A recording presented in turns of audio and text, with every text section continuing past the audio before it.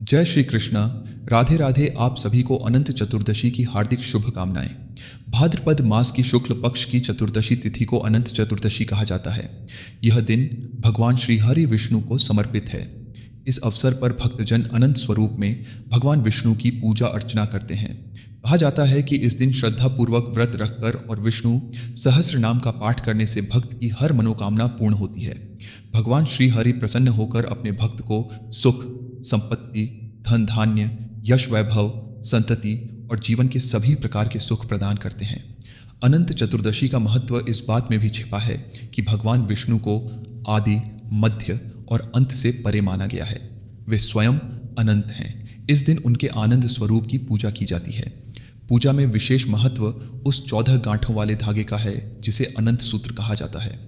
मान्यता है कि इसमें स्वयं भगवान अनंत का वास होता है। इन 14 गांठों को 14 लोकों का प्रतीक माना जाता है। भक्त जब इस धागे को अपने हाथ पर बांधता है तो उसके सारे दुख और संकट भगवान दूर कर देते हैं। कहते हैं कि जो भी श्रद्धा और विश्वास के साथ अनंत चतुर्दशी का व्रत करता है उसकी भगवान विष्णु स्वयं रक्षा करते हैं और उसकी हर मनोकामना पूर्ण करते हैं। इस व्रत से न केवल सांसारिक सुख संपत्ति मिलती है बल्कि जीवन में शांति, समृद्धि और संतोष भी आता है। 1. अनंत चतुर्दशी का महत्व। भाद्रपद मास की शुक्ल चतुर्दशी को अनंत चतुर्दशी कहते हैं। इस दिन भगवान विष्णु को अनंत स्वरूप में पूजने का विधान है। भक्त अनंत सूत्र 14 गांठों वाला धागा हाथ में बांधते हैं। पुरुष दाएं हाथ में, स्त्रियां बाएं हाथ में। यह सूत्र भगवान विष्णु की रक्षा का प्रतीक माना जाता है। 14 गांठें 14 लोकों का प्रतीक हैं। जो भक्त श्रद्धा से यह व्रत करता है उसके जीवन से दुख दरिद्रता मिट जाती है और सुख समृद्धि आती है। 2. मुख्य कथा। युधिष्ठिर और अनंत व्रत। महाभारत काल में जब पांडवों ने राजसूय यज्ञ किया, दुर्योधन सभा भवन देखकर जलन से भर गया। उसने पांडवों को छल से जुए में हराकर वनवास भेज दिया। वनवास में द्रौपदी ने श्री कृष्ण से दुखी होकर पूछा, हे माधव, हम इस कष्ट से कब मुक्त होंगे? श्री कृष्ण ने कहा, हे धर्मराज युधिष्ठिर, तुम अनंत चतुर्दशी का व्रत करो। इस व्रत से तुम्हें खोया हुआ राज्य और सुख समृद्धि वापस मिलेगा। युधिष्ठिर ने पूरे विधि विधान से अनंत भगवान का पूजन किया और अनंत सूत्र बांधा। परिणाम स्वरूप पांडवों का दुख दूर हुआ, राज्य लौटा और जीवन में समृद्धि आई। यही अनंत चतुर्दशी की मुख्य कथा है जो स्कंद पुराण में वर्णित है। 3. ब्राह्मण और उसकी पत्नी की कथा।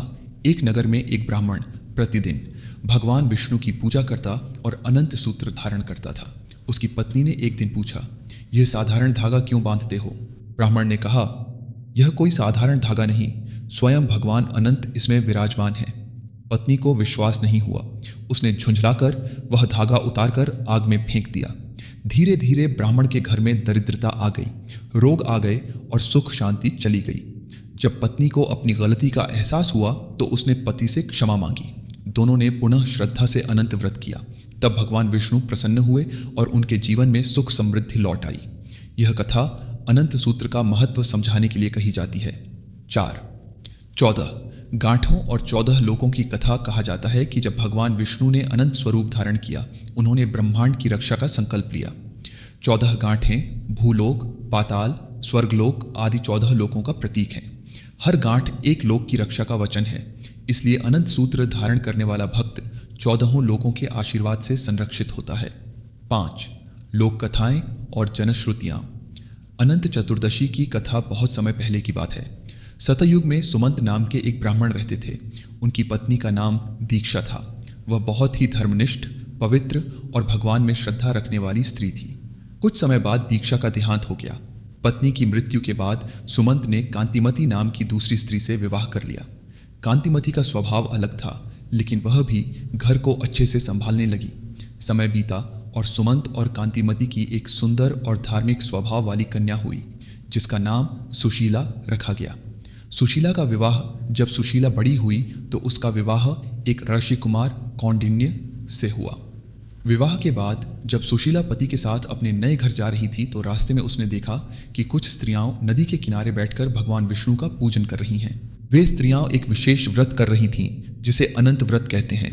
वे लोग भगवान विष्णु की पूजा करके अनंत सूत्र, कच्चे डोरे को अपने हाथ में बांध रही थीं और उनसे प्रार्थना कर रही थीं कि हमारे जीवन से दुख दरिद्रता दूर हो और घर में सुख समृद्धि आए। सुशीला को यह सब देखकर बहुत अच्छा लगा। उसने भी विधिवत भगवान की पूजा की, अनंत सूत्र अपने हाथ में बांधा और मन ही मन भगवान विष्णु से आशीर्वाद मांगा। कौंडिन्य का संशय जब वह अपने पति कौंडिन्य के पास लौटी तो उन्होंने उस सूत्र को देखकर पूछा, यह धागा तुम्हारे हाथ में किस लिए बांधा है? सुशीला ने श्रद्धापूर्वक कहा, यह अनंत सूत्र है। भगवान विष्णु की कृपा से यह जीवन में सुख, समृद्धि और शांति लाता है। लेकिन कौंडिन्य को उस पर विश्वास नहीं हुआ। उन्होंने गुस्से में आकर वह धागा तोड़कर फेंक दिया। विपत्तियां आने लगीं। जैसे ही कौंडिन्य ने अनंत सूत्र को तोड़ा, धीरे धीरे उनके जीवन में परेशानियां आने लगीं। धन संपत्ति नष्ट होने लगी, घर में झगड़े होने लगे और धीरे धीरे वे निर्धन हो गए। कौंडिन्य को समझ आया कि यह सब भगवान के प्रति की गई अवमानना के कारण हो रहा है। उन्हें अपनी गलती का एहसास हुआ और उन्होंने निश्चय किया कि वे भगवान विष्णु से क्षमा मांगेंगे। कौंडिन्य का प्रायश्चित कौंडिन्य जंगल में चले गए और तपस्या करने लगे। वे बार बार भगवान विष्णु को पुकारते रहे और उनसे क्षमा मांगते रहे। अंततः भगवान विष्णु प्रकट हुए और बोले, हे कौंडिन्य, तुमने अनंत सूत्र का अपमान किया, इसी कारण तुम्हारे जीवन में कष्ट आए। लेकिन तुम्हें अपनी गलती का एहसास हो गया है, इसलिए अब यदि तुम श्रद्धापूर्वक अनंत व्रत करोगे तो तुम्हारे सारे दुख दूर हो जाएंगे। अनंत व्रत का महत्व। कौंडिन्य ने पूरी श्रद्धा और विधि से अनंत चतुर्दशी का व्रत करना शुरू किया। कुछ ही समय में उनके सारे दुख दूर हो गए और घर में सुख समृद्धि लौट आई। तभी से यह मान्यता बन गई कि जो भी श्रद्धा और विश्वास से अनंत व्रत करता है, भगवान विष्णु उसकी हर कठिनाई दूर कर देते हैं और उसके जीवन में सुख समृद्धि लाते हैं। अनंत चतुर्दशी का व्रत केवल एक पूजा नहीं, बल्कि यह हमें यह सिखाता है कि ईश्वर पर विश्वास रखना चाहिए। श्रद्धा और आस्था के साथ किए गए व्रत पूजन का फल अवश्य मिलता है। घमंड और अविश्वास से जीवन में दुख आते हैं, जबकि विश्वास और भक्ति से सुख समृद्धि लौट आती है। निर्धन दंपति की कथा। एक गरीब दंपति ने 14 वर्ष तक अनंत चतुर्दशी का व्रत किया। धीरे धीरे उनके जीवन से दरिद्रता मिट गई और वे धन धान्य से परिपूर्ण हो गए। संतान सुख की कथा। किसी स्थान पर एक निःसंतान दंपति ने यह व्रत किया। भगवान विष्णु प्रसन्न हुए और उन्हें संतति का सुख प्रदान किया। रोग मुक्ति की कथा। कहा जाता है कि जो भक्त अनंत चतुर्दशी का व्रत करता है उसे आरोग्यता मिलती है और दीर्घायु प्राप्त होती है। 6. व्रत का नियम। इस व्रत का पालन लगातार 14 वर्षों तक करना चाहिए। यदि बीच में छोड़ना हो तो उद्यापन करके ही समाप्त करना चाहिए। व्रत वाले दिन एक समय सात्विक भोजन, ब्राह्मण भोजन व दान आवश्यक है।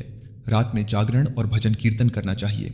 इस प्रकार अनंत चतुर्दशी की कथा केवल युधिष्ठिर तक सीमित नहीं है, बल्कि इसमें अनंत सूत्र का महत्व, 14 लोकों का रहस्य और कई लोक कथाएं जुड़ी हैं, जो इस व्रत को और भी पवित्र और प्रभावी बनाती हैं।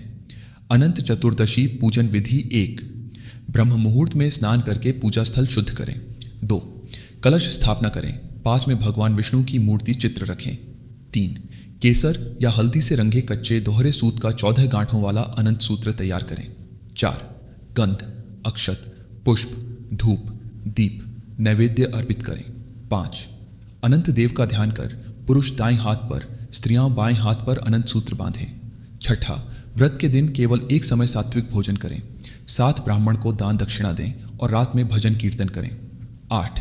इस व्रत का पालन लगातार 14 वर्षों तक करना चाहिए। 7. अनंत चतुर्दशी मंत्र पूजन के समय यह मंत्र बोला जाता है, अनंत संसारम समुद्रस्यांतो हि यस्य परमाणवस्य अनंत रूपाय नमो नमस्ते अनंत सूत्रम बहुशो विधत्ते। 8. फल और निष्कर्ष। जो भक्त श्रद्धा से यह व्रत करता है उसकी सभी मनोकामनाएं पूरी होती हैं। सुख समृद्धि, संतान सुख, ऐश्वर्य, वैभव और मोक्ष की प्राप्ति होती है। अनंत भगवान स्वयं भक्त की रक्षा करते हैं। जय श्री कृष्ण।